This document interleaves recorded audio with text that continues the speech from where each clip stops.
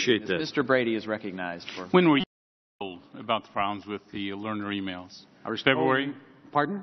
In When February, were you I was told? told that they had discovered there was an issue with her email. In February? In February. Why did you choose to withhold that information from this congressional investigation? I had no intention of withholding that information. As I've stated, our plan was to investigate and find out what the details were. At that point, we did not know whether there had been a crash that had affected her emails or not. Right. As I you noted, just testified that you gave your agency 3 weeks to determine if it could be retrievable or not.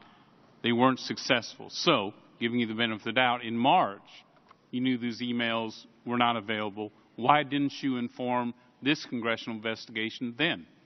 As I told you, my goal was to, in fact, determine all of the facts so we could give you a full report. As I noted earlier this week, we provided. You informed the Treasury in. Do I get to answer the question? Could the witness answer the question? You know, regular order, Mr. Levin. The gentleman from Texas has the time, and he is questioning appropriately. So please, no more interruptions. Regular order allows a witness to answer a question. Regular order allows a witness to conduct his questioning as he sees fit. This committee has given broad latitude to members of both parties to do that.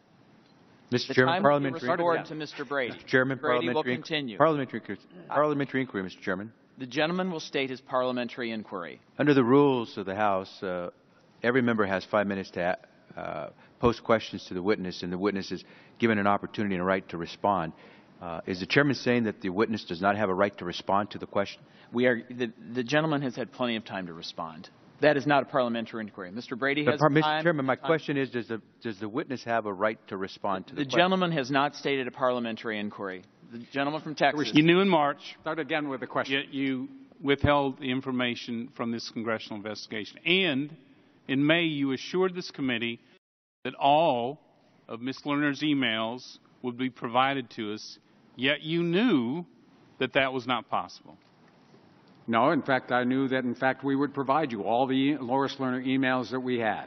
You already knew in March they were not retrievable. A, you didn't inform the congressional investigation. B, 2 months later you told us you would provide all the emails without limitations. And you knew you didn't have them. By March, I did not know that they were not retrievable, and in fact, we have retrieved 24,000 of those emails. That was the case. You knew. And in April, your agency informed Treasury about the problem, and Treasury agreed with you that Congress should be told as soon as it was able to.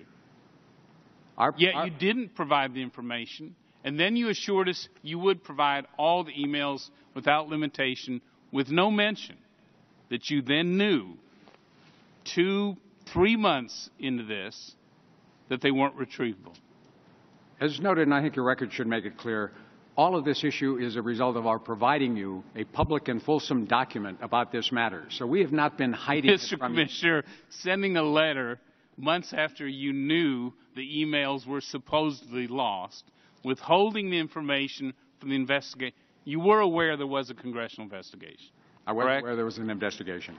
So you withheld the information. We did not withhold the information. You misled Congress in May when you said those emails would be provided. We have provided you the information, and it turns out you've had the information for some time. Mr. Commissioner, you did not tell me under oath that you told us in February and March and April and May that the information was lost. That was just what you said. Tell us that again. In February, March, I did not know if any information was lost. Yet, your agency had already in April communicated with Treasury Department about the problem. In the letter we have from Treasury says, we agreed with the IRS that it should inform Congress as soon as it is able.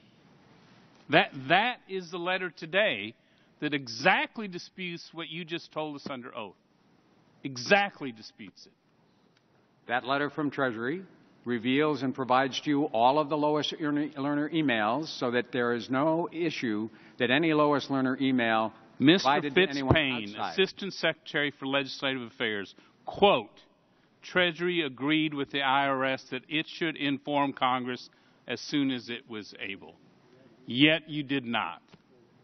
We actually have provided you the information. My goal was... You had not provided us any information. Well, in fact, we didn't learn till last week, and then this week, that you had supposedly lost the emails, not just from Ms. Lerner, but other persons of interest in IRS. There is no evidence that any of those emails have been lost either. And in fact, as I said earlier, my process has been to make sure that we had all of the facts when we provided them to you, so that in fact... Why, at this point, why should anyone believe you? The IRS denied for 2 years targeting of Americans based on their political beliefs. That wasn't the truth.